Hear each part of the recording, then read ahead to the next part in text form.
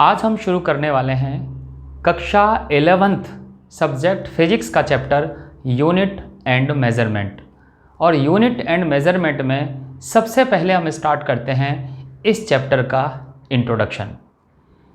चूँकि हम फिज़िक्स पढ़ रहे हैं और फिज़िक्स में हमें सारा लेना देना उन क्वांटिटीज़ से पड़ता है जिनको हम मेज़र कर सकते हैं, तो उन्हीं सब क्वांटिटी को हम बोलते हैं physical quantity. Means physical quantity वो क्वांटिटी हुई जिसको कि हम नाप सकते हैं, तोल सकते हैं। अब यहाँ पर ये सवाल हमारे मन में आ सकता है, हम तो सभी क्वांटिटी को नाप तोल सकते हैं, तो ऐसी कौन सी क्वांटिटी बचती है जिसको हम मेज़र नहीं कर सकते हैं।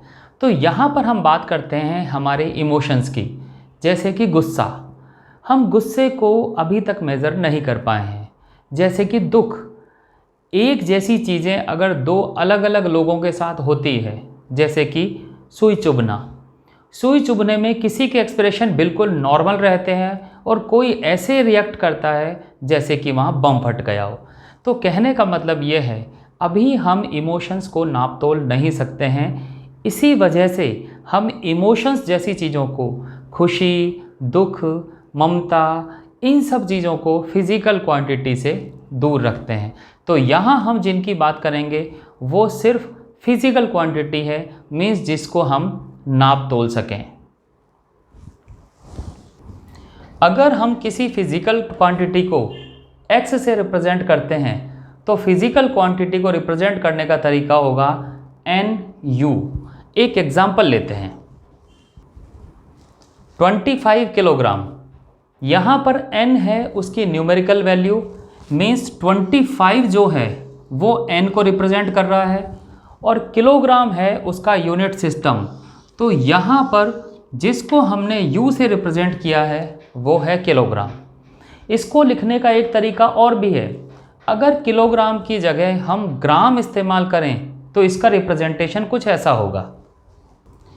इस केस में भी हम देखते हैं जो एक न्यूमेरिकल वैल्यू है उसको हमने n लिखा और दूसरा यूनिट सिस्टम है उसको हमने U लिखा। तो हम ये कह सकते हैं कि किसी भी फिज़िकल क्वांटिटी को रिप्रेजेंट करने का तरीका होगा न्यूमेरिकल वैल्यू और उसका यूनिट सिस्टम। अब आप ये भी समझ सकते हैं हमने इसको इस तरह से क्यों लिखा, क्योंकि जैसे ही हम यूनिट सिस्टम बदलेंगे, जैसा कि किलोग्राम और ग्राम किया, तो उसकी न्यूमेरिकल वैल्यू भी बदल जाती है। तो किसी भी फिज़िकल क्वांटिटी को हम इस तरह से रिप्रेजेंट कर सकते हैं, N1U1 is equal to N2U2 is equal to N3U3। जैसे जैसे यूनिट सिस्टम बदलेंगे तो ये वैल्यूज़ भी बदलती चली जाएंगी, लेकिन उस फिज़िकल क्वांटिटी का जो अमाउंट है वो अमाउंट उतना ही रहेगा। तो इस चैप्टर में जिस चीज़ को हम पढ़ने वाले हैं वो है ये U, मीन्स यूनिट सिस्टम। हमने ये देखा फिज़िकल क्वांटिटी बहुत सारी हो सकती है, जैसे कि चीनी हो सकती है, जैसे कि कोई लकड़ी की लंबाई हो सकती है, पानी हो सकता है, मैंगो हो सकते हैं, बहुत सारी फिज़िकल क्वांटिटी हो सकती हैं।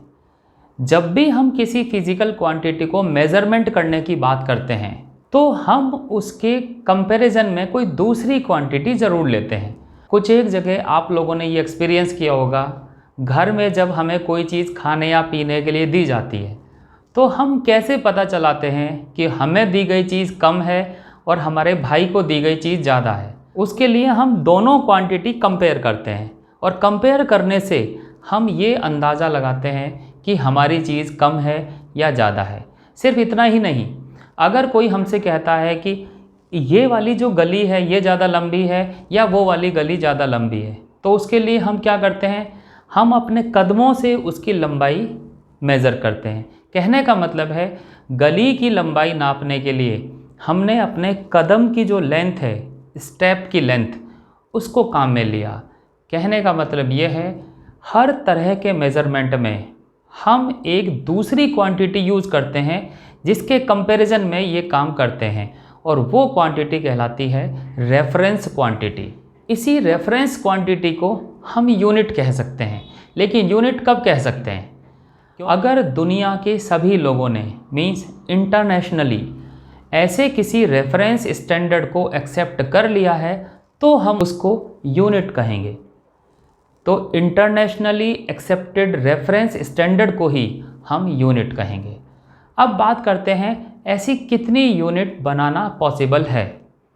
जब हम देखते हैं कि हर आदमी रेफरेंस के लिए कोई ना कोई स्टैंडर्ड यूज़ कर सकता है, तो यूनिट तो उतनी हो सकती है जितनी फिजिकल क्वांटिटी, और फिजिकल क्वांटिटी कितनी है? इनफाइनाइट।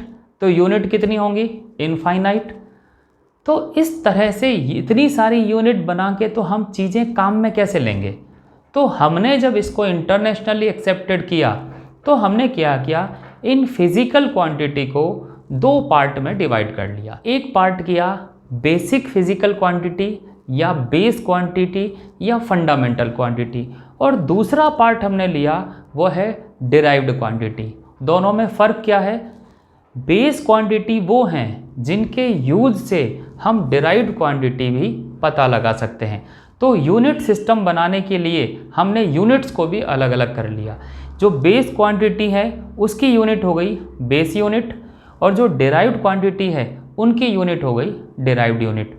और इस तरह से बेस और डिराइव्ड यूनिट सिस्टम को मिलाकर एक सेट बनाया गया, और उस सेट को हम बोलते हैं सिस्टम ऑफ यूनिट्स। अब हम बात करते हैं एसआई सिस्टम, जिसको हम बोलते हैं इंटरनेशनल सिस्टम ऑफ यूनिट। तो हमने शुरुआत की थी फिजिकल क्वांटिटी से। फिजिकल क्वांटिटी से हमने बनाए यूनिट। यूनिट से हमने इसको दो पार्ट में किया, बेसिक और डिराइव्ड। उसके बाद हम इन दोनों को मिला के यूनिट सिस्टम बना लिया। अब हम लोग कोई अपने आप को किसी से कम तो समझते नहीं हैं, तो इस वजह से सभी लोगों ने अपने अपने यूनिट सिस्टम बना लिए। तो पहले हमारी प्रॉब्लम थी हमारे पास बहुत सारी यूनिट्स थी, और अब हमारी प्रॉब्लम है अब हमारे पास बहुत सारे यूनिट सिस्टम हैं। लेकिन अब इन सभी यूनिट सिस्टम में कुछ ना कुछ कमी थी, तो उन कमियों को दूर करते करते लोगों ने अपने अपने यूनिट सिस्टम एक्सचेंज भी किए, और फाइनली हमने देखा 3 ऐसे सिस्टम थे जो पूरी दुनिया में बहुत ज़बरदस्त तरीके से इस्तेमाल हो रहे थे, और वो यूनिट सिस्टम है CGS, FPS और MKS unit system. In unit system में जो बेसिक फिजिकल क्वांटिटी थी वो तीनों में 3 तरह की बेसिक फिजिकल क्वांटिटी थी। पहली क्वांटिटी लेंथ, दूसरी क्वांटिटी मास, तीसरी क्वांटिटी टाइम। और इन लेंथ, मास, टाइम की ही उन्होंने कोई यूनिट बना दी। जिस तरह से CGS सिस्टम की बात करते हैं, CGS सिस्टम में लेंथ की यूनिट है सेंटीमीटर, मास की यूनिट है ग्राम, और टाइम की यूनिट है सेकंड। इसी तरह से FPS सिस्टम की बात करते हैं, जो कि ब्रिटिश सिस्टम है, जिसमें लेंथ की यूनिट है फुट, जिसे कि F से रिप्रेजेंट किया हुआ है, मास की यूनिट है पाउंड, जिसे P से रिप्रेजेंट किया हुआ है, और टाइम की यूनिट है सेकंड, जिसे S से रिप्रेजेंट किया गया है। इसी तरह से तीसरा है MKS system. MKS stand for metre kilogram second. Metre length की यूनिट, किलोग्राम मास की यूनिट, और सेकंड टाइम की यूनिट। इन तीनों यूनिट को इस्तेमाल करने के बाद चीज़ें काफ़ी आसान हो गई थी।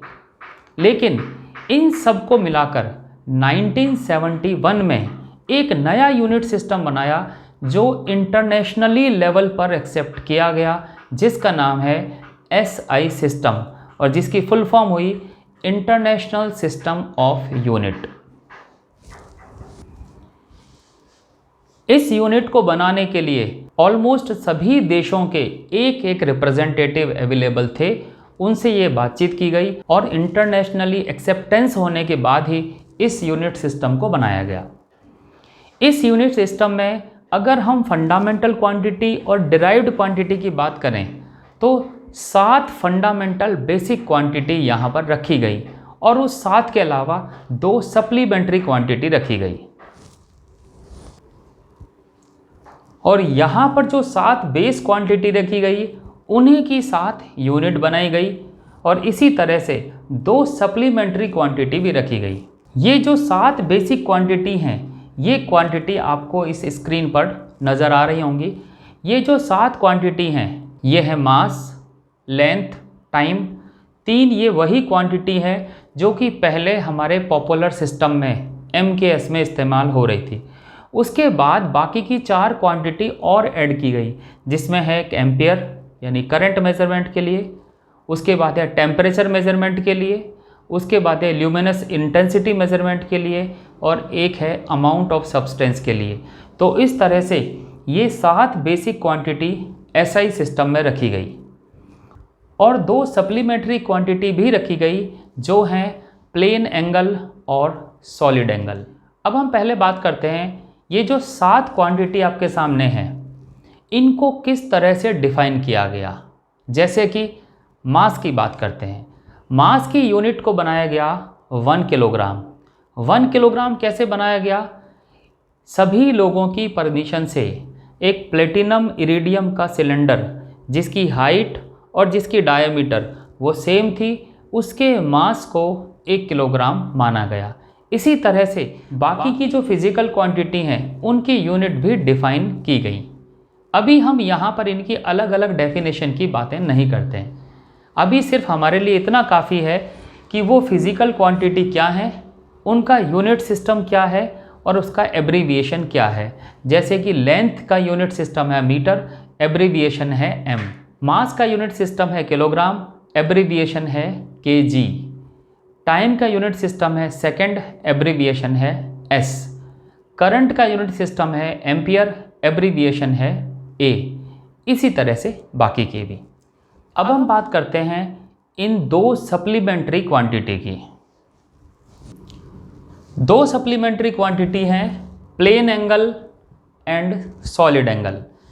प्लेन एंगल को रिप्रेजेंट करने के लिए जो सिंबल हम काम में लेते हैं वो है थीटा, और सॉलिड एंगल को रिप्रेजेंट करने के लिए जो सिंबल काम में लेते हैं वो है ओमेगा। इस तरह से ये सिंबल बनता है। अब समझते हैं कि ये एंगल क्या हैं।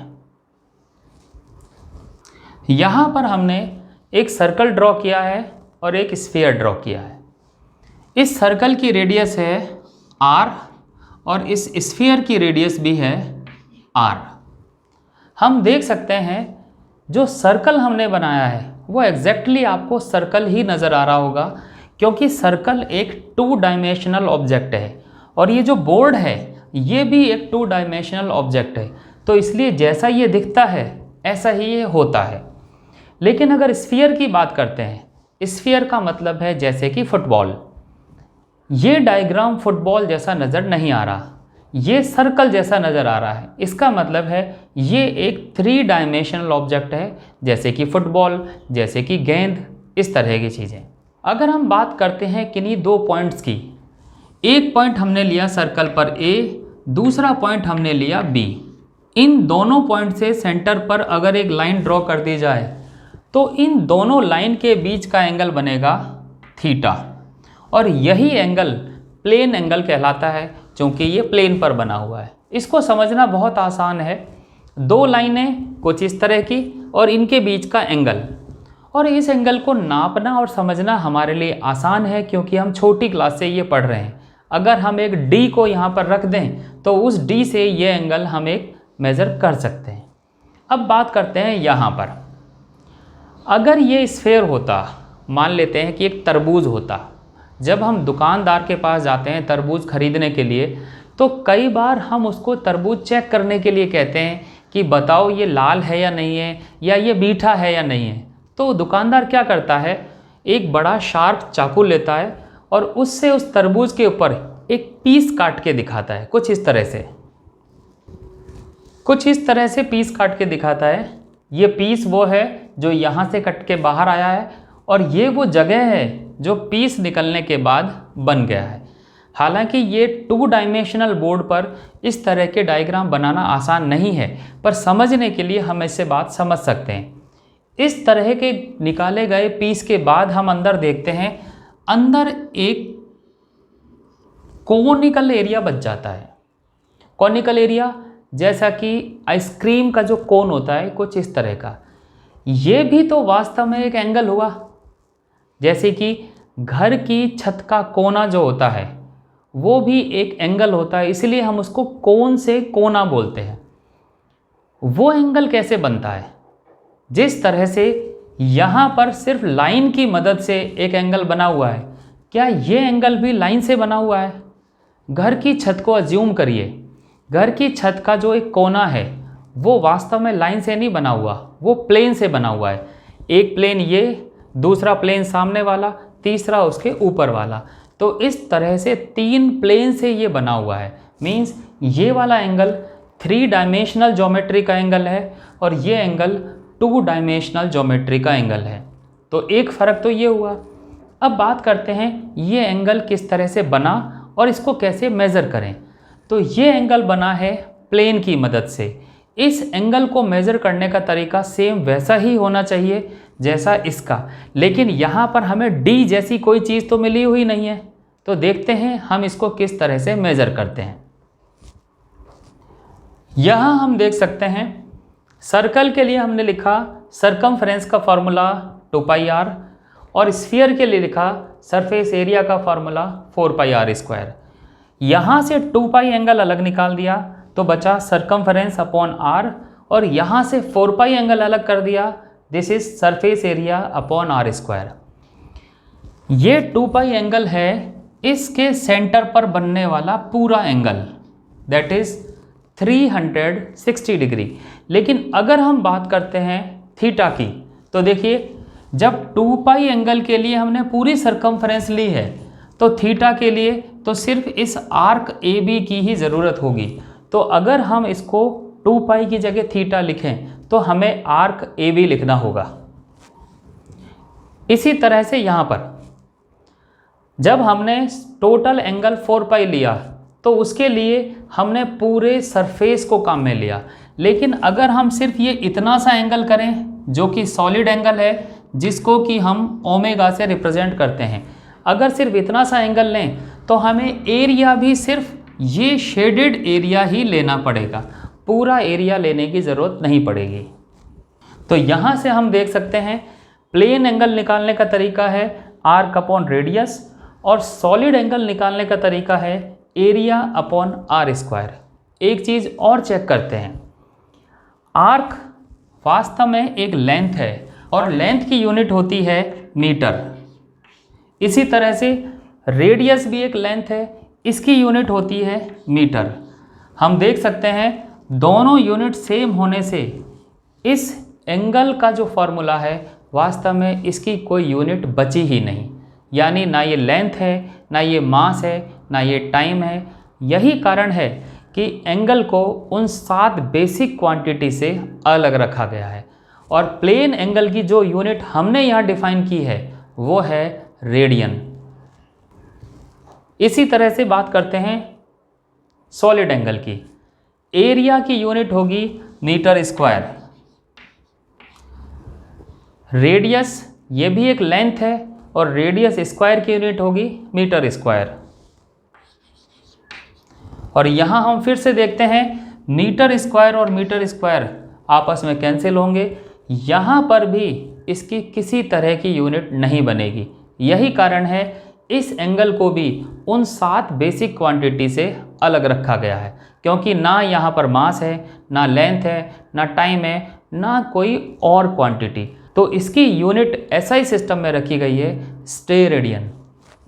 तो ये है उन दोनों सप्लीमेंट्री क्वांटिटी का एक्सप्लेनेशन कि क्यों वो रखी गई, क्या उनका सिंबल है और क्या उनकी यूनिट सिस्टम है, और उनको हम किस फार्मूला से ये निकाल सकते हैं।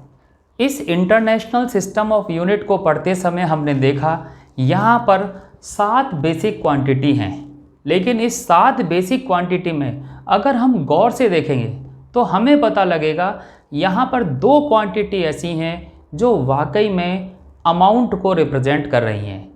पहली क्वांटिटी है मास, जिसकी यूनिट है किलोग्राम, और दूसरी क्वांटिटी है अमाउंट ऑफ सब्सटेंस, जिसकी यूनिट है मोल। इनमें क्या फ़र्क है? तो जब भी हम फिजिक्स में चीज़ों को इस्तेमाल करेंगे, जब बड़े बड़े मासेज मेज़र करने हैं जिसमें 1 kilogram, 50 kilogram, 1000 kilogram, ton, metric ton, ये सब आता है। लेकिन कुछ एक चीज़ें ऐसी हैं जो कभी किलोग्राम में तो छोड़िए ग्राम में भी नहीं होती हैं, जैसे कि mass of electron, mass of atom, mass of molecule, ions, इन सब के बारे में। तो जब भी हम इस तरह की एंटिटी की बात करेंगे, इलेक्ट्रॉन, आयंस, मॉलिक्यूल्स, तो हम कभी भी किलोग्राम जैसी बड़ी क्वांटिटी को इस्तेमाल नहीं करेंगे। तो वहाँ पर हम अमाउंट ऑफ सब्सटेंस की यूनिट मोल को इस्तेमाल करेंगे। तो ऐसी चीज़ें जब भी आएंगे तब हम वहाँ पर मोल का इस्तेमाल करते हैं। अब हम बात करते हैं, हमने बेसिक क्वांटिटी तो बना ली 7, जो डिराइव्ड फिजिकल क्वांटिटी है फिर वो कैसे बनेगी। तो हम यहाँ पर एक छोटा सा एग्जाम्पल लेते हैं जिसमें हम समझेंगे कि इन 7 के अलावा अगर कोई फिजिकल क्वांटिटी है तो उसकी यूनिट हम कैसे बनाएंगे। हम एक फिजिकल क्वांटिटी लेते हैं जो सभी की जानकारी में आसानी से होगी भी। इस फोर्स की यूनिट हम निकालेंगे। तो जो फार्मूला हमने छोटी क्लासों में पढ़ा है फोर्स का, वो फार्मूला है F = m/a। अब हम चेक करते हैं, F है मास जो कि हमारी 7 बेसिक क्वांटिटी में है। A है यहाँ पर एक्सेलरेशन जो इन 7 क्वांटिटी में नहीं है। तो हम इस A के फॉर्मूले को और थोड़ा सा डाइल्यूट करते हैं, मीन्स A का कोई और फार्मूला यूज़ करते हैं। अब हमने इस्तेमाल किया है एक्सेलरेशन = स्पीड अपॉन टाइम। मास बेसिक क्वांटिटी है, यहाँ पर टाइम भी बेसिक क्वांटिटी है, लेकिन वेलोसिटी अभी हमारी बेसिक फिजिकल क्वांटिटी में नहीं है। तो हम वेलोसिटी के लिए एक फार्मूला और इस्तेमाल करते हैं। वेलोसिटी का फार्मूला हमने इस्तेमाल किया डिस्टेंस अपॉन टाइम। अब हम देख सकते हैं मास और टाइम तो पहले से बेसिक क्वांटिटी में है, डिस्टेंस है लेंथ, और लेंथ भी यहाँ पर है। तो हम कह सकते हैं फोर्स का जो फॉर्मूला हमने बना लिया वो ऐसी फिजिकल क्वांटिटी की टर्म में है जो सारी की सारी बेसिक क्वांटिटी की लिस्ट में शामिल है। अब हम इन सब का यूनिट रख लेते हैं और वही यूनिट फोर्स की यूनिट हो जाएगी। यहाँ पर हमने रखा मास की यूनिट किलोग्राम, लेंथ की यूनिट मीटर, टाइम की यूनिट सेकंड, और इस टाइम की यूनिट भी सेकंड। इसको सॉल्व कर लेते हैं। सॉल्व करने के बाद आ गया है ये kilogram metre upon second square, और इसी को हम न्यूटन बोला करते हैं। तो ये तरीका है डिराइव्ड फिजिकल क्वांटिटी की डिराइव्ड यूनिट निकालने का। तो हमारे पास अगर कोई ऐसी क्वांटिटी मिलेगी जो इन 7 क्वांटिटी से अलग हैं, तब भी हम उनका यूनिट सिस्टम निकाल सकते हैं।